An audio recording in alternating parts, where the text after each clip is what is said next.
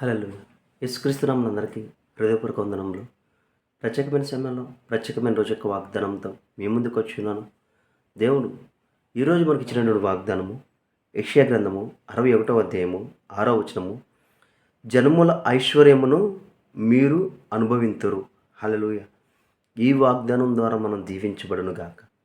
ఈ వాగ్దానం ద్వారా మనం ఆశీర్వదించబడును గాక. ఆమేన్. ఎప్పుడైతే ఇచ్చిన వాగ్దానం బట్టి అడుగుతామో అడిగిన సమస్తాన్ని దేవుడు మనకి అనుగ్రహిస్తాడు. ఎందుకంటే దేవుడు అనేకమైన వాగ్దానాలు చేస్తున్నాడు. ప్రతి వాగ్దానానికి క్రీస్తు ద్వారా మన వారసులుగా చేసేస్తున్నాడు. కాబట్టి ప్రతి వాగ్దానానికి నువ్వు క్రీస్తు ద్వారా అర్హుడుగా మారిపోయి ఉన్నావు.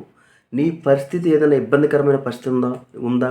ఆ ఇబ్బందికరమైన పరిస్థితుల్లో బయట రావడానికి కలిగిన వాగ్దానం పట్టుకున్న విశ్వాసం ఎప్పుడైతే ప్రార్థిస్తావో ఆ ప్రార్థన ద్వారా నీ జీవితంలో అద్భుతము జరుగుతుంది. దేవా, మా పితరుల జీవితంలో అంటే అనేకమైన సేవకుల జీవితంలో బైబిల్ గ్రంథంలో అనేకమైన సేవకులు ఉన్నారు.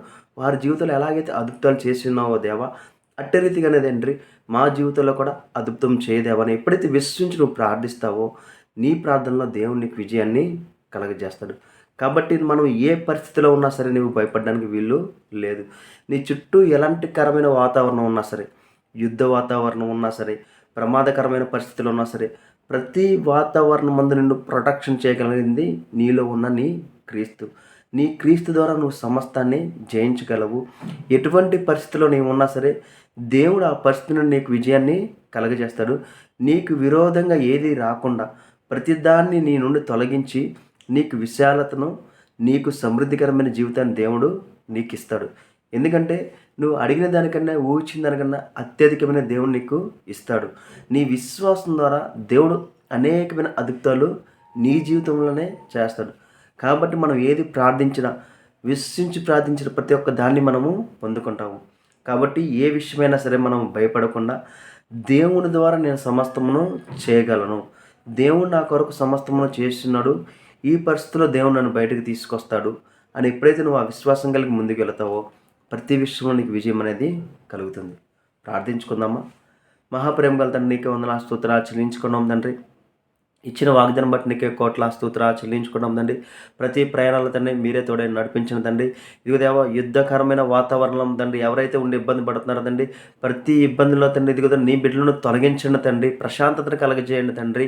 ఆరోగ్యాన్ని ప్రవచిస్తాం తండ్రి. ఇదిగో తండ్రి ధైర్యాన్ని ప్రవచిస్తాం తండ్రి. ఇదిగో దేవా, ఇదిగో తండ్రి మండుచున్న అగ్నిగోళం ఉందండి. ఎలాగైతే తండ్రి షడ్రక్ మేషక్ అబేద్గోళం బయటకు తీసుకొచ్చినావు తండ్రి. యుద్ధ వాతావరణం తండ్రి ఎవరైతే అటువంటి ఇబ్బంది పడుతున్నారో తండ్రి, ప్రతి ఒక్కరు తండ్రి మీరు తోడేయండి తండ్రి. వారికి ప్రొటెక్షన్ కలుగునుగా కానీ ప్రవచిస్తాం తండ్రి. ఏది ఎంత మాత్రం మీకు హాని కలగజేయదన్నావు తండ్రి. ఇటువంటిదైనా సరే నీ బిడ్డలకు తండ్రి హాని కలగకుండా ఉండునుగా కానీ ప్రవచిస్తాం తండ్రి. ప్రతి ప్రయాణంలో తండ్రి ప్రతిరోజు తండ్రి మీరు కృపా కాపుదలకు తోడే నడిపించునుగా కానీ ప్రవచిస్తున్నాం తండ్రి. అప్పు ఐశ్వర్యంగా మారునుగాక, అనారోగ్యం ఆరోగ్యంగా మారునుగాక. ఎవరైతే తండ్రి బలహీనతలతో ఇబ్బంది పడుతున్నారో తండ్రి ప్రతి బలహీనత నజరైన యేసుక్రీస్తునామములో తొలగిపోనుగా కానీ ప్రవచిస్తాం తండ్రి. కుటుంబ సమస్యలు నజరైన యేసుక్రీస్తునామములో తొలగిపోనుగా కానీ ప్రవచిస్తాం తండ్రి. కుటుంబంలో శాంతి సమాధానాలు ప్రవచిస్తాం తండ్రి. ఏ పరిస్థితిలో బలహీనంగా ఉన్నారో తండ్రి ఆ పరిస్థితిలో బలాన్ని ప్రవచిస్తాం తండ్రి. విశ్వసించి తండ్రి నీ వైపు చూస్తండి ఏదైతే ప్రార్థిస్తున్నారో తండ్రి ప్రార్థించిన సమస్తాన్ని తండ్రి వారి జీవితంలో జరిగించమని నజరేయుడైన యేసుక్రీస్తునామములో అడిగి వేడుకొంచున్నాము తండ్రి. ఆమేన్. అందరికీ హృదయపూర్వక వందనములు.